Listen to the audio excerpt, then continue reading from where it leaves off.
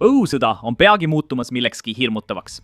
Uued raportid kinnitavad, et Ameerika Ühendriigid valmistuvad ametlikult vägede maale saatmiseks. Pentagon saadab praegu tuhandeid lahinguvalmis merejalaväelasi ja dessantlaevastiku otse Iraani rannikule, kus sihtmärk pole vaid sõjaväebaas. See on režiimi absoluutne kroonijuveel, tugevalt valvatav saar, mis kontrollib kogu Islamivabariigi finantsilist ellujäämist. USA tegi selle rünnaku ettevalmistuseks midagi enneolematut. 1979 aastal mõtles president Carter Kargi saare ründamisele, kuid ei rünnanud. 1988 aastal mõtles president Reagan uuesti saart rünnata, kuid loobus sellest. Eile olukord muutus ja nüüd liiguvad merejalaväelased piirkonda. Wall Street Journal teatas eile, et kaitseminister Pete Hegseth kiitis heaks amfiibse valmidusgrupi ja merejalaväe ekspeditsioonüksuse saatmise Lähis-Idasse. Amfiibne valmidusgrupp on kiire reageerimise üksus loodud mererünnakuteks, erioperatsioonideks ja humanitaarmissioonideks. See hõlmab umbes 5000 inimest. Neist pooled merejalaväelased ja pooled mereväelased. Nüüd, see pole ilmselgelt piisav Iraani täielikuks maismaa sissetungiks, kuid see võib olla piisav Hargi saare jaoks. Siin on põhjus, miks see on oluline. See on sõna otseses mõttes Iraani kroonijuvel. Miks on Kargi saar USA jaoks nii strateegilise tähtsusega? Ja miks USA tahab seda hõivata? Just sellepärast. 90% Iraani eksporditavast toornaftast läbib seda saart. 90%. See toimib sisuliselt terminaalina. Terminal võimaldab suurtel tankeritel, mis veavad kuni 85 miljonit gallonit naftat, hõlpsasti terminali juurde tulla ja seejärel Tärsja lahe kaudu Hormuzi väinast Hiinasse suunduda. Hiina on Iraani nafta peamine tarbija. Miks see siis veel oluline on? See on ka majanduslik päästerõngas IRGC-le. Ja kui sa võtad selle saare enda kontrolli alla ja hoiad seda, siis lõikad sa neil sisuliselt ära päästerõnga, nende võime pidada sõda. 90% Iraani naftaekspordist läbib seda saart, kuid siin tuleb täpsustada. Naftat ei pumbata sellel saarel, vaid enamik tuleb Iraani mandriosast torujuhtmete kaudu. Seejärel jõuab see saare naftahoidlatesse, kus see laaditakse tankeritesse ja saadetakse üle maailma. Naftatulud on IRGC-le suur tuluallikas, kuna Islamivabariik on andnud neile täieliku kontrolli riigi nafta üle. See saar rahastab revolutsioonikaardiväge, mis kaitseb režiimi, mis tõttu on USA sihtinud seda aastakümneid. Aga seni pole ükski president seda tegelikult rünnanud. See muutus eile õhtul. Eile andis president Trump välja järgmise avalduse. Minu korraldusel korraldas USA keskväe juhatus Lähis-Ida ajaloo ühe suurima pommirünnaku, hävitades kõik sõjalised sihtmärgid Kargi saarel Iraanis. Tegelikult on teie ekraanil olev klipp just see rünnaku klipp, mida president Trump hiljem jagas. Need löögid hävitasid raketibaasid, kaevandused ja loomulikult ka sõjalised rajatised. Kuid Trump täpsustas, et need löögid ei tabanud naftataristut, vähemalt veel mitte. Ta lisas ka hoiatuse. Kui Iraan takistab liikumist Hormuzi väinas, kaalutakse uuesti otsust mitte rünnata Iraani naftataristut. Merejalaväelased tulevad taas mängu. Pärast rünnakute teavitamist küsiti president Trumpilt, kas ta kaalub saare ülevõtmist. See oli tema vastus. Kuulake. Aasta oli 1988. See president, tulevane president Donald Trump, müüs raamatut nimega Tehingute kunst. Ta andis intervjuu Briti ajalehele, kus ta rääkis Iraanist. Sa ütlesid, et Ameerika peab taastama austuse maailmas ja olid Islamivabariigi suhtes karm. Sa ütlesid, et nad on meid alistanud, meid psühholoogiliselt löönud, pannud meid välja nägema nagu kamptola. Kui ükski kuul tabab meie meest või laeva, teen ma Kargi saare maatasa. Ma lähen sisse ja võtan selle üle. Aastal 2026 oled president. Kas plaanid Kargi saare hõivamist, kust läbib 90% Iraani naftast? Mida arvad? Kas mäletad seda intervjuud ja mõtteviisi? Ma ei saa sellele küsimusele vastata, Brian. Seda ei peaks küsima. Sa ei peaks seda isegi küsima. See on üks paljudest erinevatest asjadest. See ei ole nimekirjas kõrgel kohal, aga see on üks paljudest erinevatest asjades. Ja ma võin oma meelt sekunditega muuta. Sa küsid küsimuse, millele keegi ei vastaks. Ma mõtlen, küsid minult Kargi saare kohta. Okei, Emma.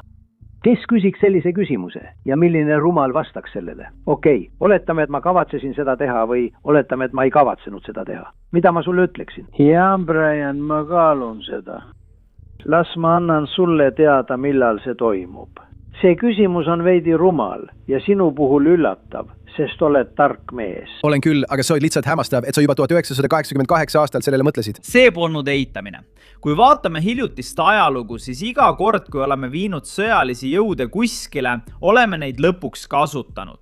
See ei pruugi tähendada ajaloo kordumist, kuid seda mustrit on raske eirata.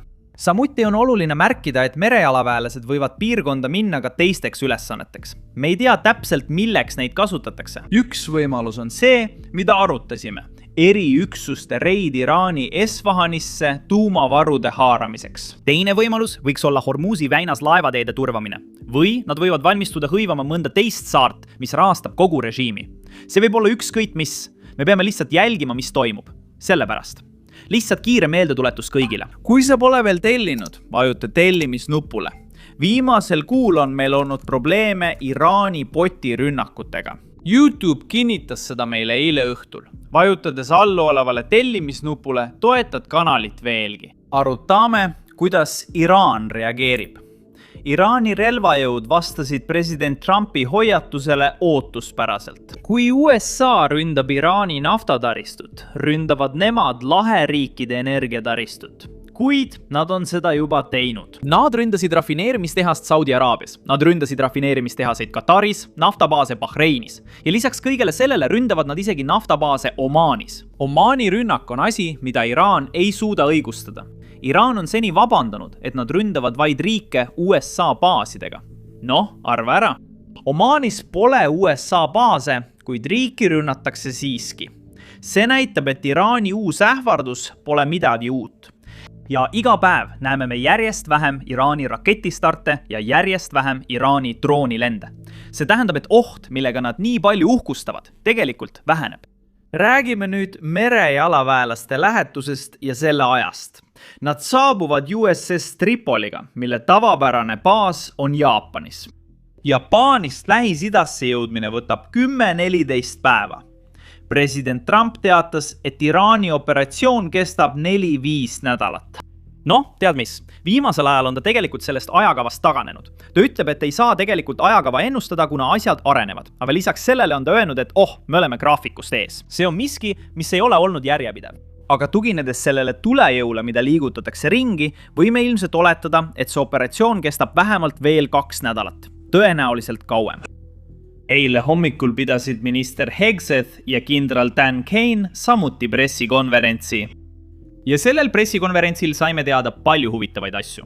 Esimene asi oli muidugi see, milline on USA luure hinnang sellele, kus asub ülemjuht, uus ülemjuht, Mostabah Khamenei. Kuulake. Iraani juhtkond pole paremas seisus. Nad on meeleheitel, peitunud maa alla ja värisevad hirmust. Just nii teevadki rotid.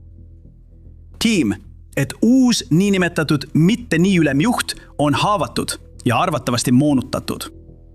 Ta ahis eile välja avalduse, tegelikult mörga, aga seal polnud ei häält ega videot. See oli kirjalik avaldus. Ta kutsus üles ühtsusele. Ilmselt on tema jaoks ühtsus 10 000 meeleavaldajate tapmine. Iraanil on küllaldaselt kaameraid ja helisalvesteid. Miks siis kirjalik avaldus? Ma arvan, et te teate miks. Tema isa surnud. Ta on hirmul, vigastatud ja põgenemas ja tal puudub legitiimsus. See on nende jaoks täielik kaos. Kes juhib? Iraan ei pruugi isegi teada. Iga mööduva tunniga teame meie ja me teame, et nemad teavad, et nende kurja režiimi sõjaline võimekus laguneb. Nad suudavad vaevu suhelda, rääkimata koordineerimisest. Nad on segaduses ja me teame seda. Meie vastus, me jätkame survet. Me jätkame surumist, jätkame edasiliikumist. Ei mingit halastust, ei mingit armu meie vaenlastele. Kindral Kane jagab esmakordselt sõjainfot. USA kasutas esimest korda Attackams raketi Iraani allveelaeva hävitamiseks. See on enneolematu. Kuulake. Et jõudu väljapoole suunata ja meie vägesid välismaal kaitsta. Selle operatsiooni esimese 13 päevaga on meie suurtükivägi teinud ajalugu. Nad lasid käiku esimesed lahingus kasutatud täppisraketid, tabades sügavale vaenlase alasse. Nad kasutasid ATACMS-e mitme laeva, sealhulgas allveelaeva uputamiseks. Ja nad on teinud seda kõike täpsuse ja otsustavusega, mis tuleneb väsimatust väljaõppest ning usaldusest üksteise ja oma relvasüsteemide vastu. Lõpuks rääkis minister Hegseth Iraani tuumavarudest, millest oleme sellel kanalil juba kaua rääkinud. Läbirääkimistel keeldus Iraan loobumast rikastatud uraanist, olles nõus loovutama vaid osa sellest. Nad soovisid säilitada oma tuumavõimekuse, teatasid mitmed usaldusväärsed väljaanded Ameerika Ühendriikides. Lisaks kinnitas selle pärast läbirääkimisi ka Steve Witkoff. See on üks põhjusi, miks Iraani ei saa usaldada tuumarikastamise võimekusega, sest varem on Iraan korduvalt lubanud, et neil ei ole huvi tuumarelvade arendamise vastu. Nad ei suuda seletada, miks nad rikastasid uraani 60%-ni, kui nad ei soovi tuumarelva ehitada, sest sellel pole muud kasutust. See näitab, et see riik siiski ehitab tuumapommi. See riik plaanib tulevikus tuumapommi ehitada ja kasutada seda läbirääkimistel hoovana, et saada piirkondlikelt liitlastelt rohkem järeleandmisi. Just sellepärast algatati sõjaline operatsioon. Küsiti, kuidas USA plaanib tuumarelvade kuhjumist lahendada ja seda ütles minister Hegseth. Seal keskel punase lipsuga, jah. Michael Gordon, Wall Street Journal. Arvatakse, et Iraanil on vähemalt 2 kohas 440 kilogrammi kõrgelt rikastatud uraani ja mitu tuhat kilogrammi madalama puhtusastmega materjali. Kas suudate selle missiooni edukalt lõpule viia ilma materjali füüsiliselt omamata? Või loodate te diplomaatilistele läbirääkimistele, mis võimaldaksid mingil määral selle üle kontrolli saavutada ja materjali eemaldada? Te olete maininud rakette, droone, sõjatööstust. Te pole öelnud, et selle materjali hõivamine on missiooni prioriteet. Oleme alguses peale öelnud, et Iraanilt tuleb tuumarelvade omamine ära hoida kui põhieesmärk. Meil on kogu spektri ulatuses võimalused, et tagada, et nad seda kunagi ei saavuta. President Trump on seda öelnud. Seetõttu oleks see missioon olnud ilma Midnight Hammeri, B-2-de ülelennu ja rajatiste hävitamiseta võimatu. See lööi aluse meie praegustele tegevustele. President on keskendunud tuumavõimekustele. Meil on mitmeid võimalusi, sealhulgas see, et Iraan loobub neist, mida tervitaksime. Läbirääkimistel nad selleks valmis ei olnud.